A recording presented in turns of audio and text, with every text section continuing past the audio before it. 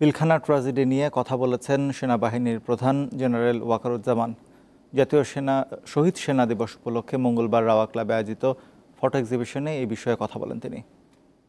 বর্বরতা কোনো সেনা সদস্য করেনি, সম্পূর্ণটাই তদানীন্তন বিজিবি সদস্য দ্বারা সংঘটিত।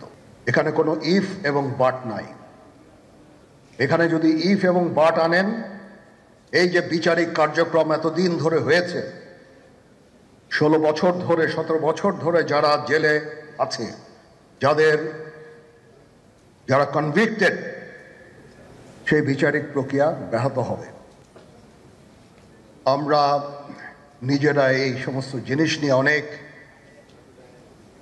ভিন্ন মত পোষণ করছি। কেউ এই জিনিসটাকে ভিন্ন খাতে প্রবাহিত করার চেষ্টা করছি। সেটা আমাদের জন্য মঙ্গলজনক হবে না।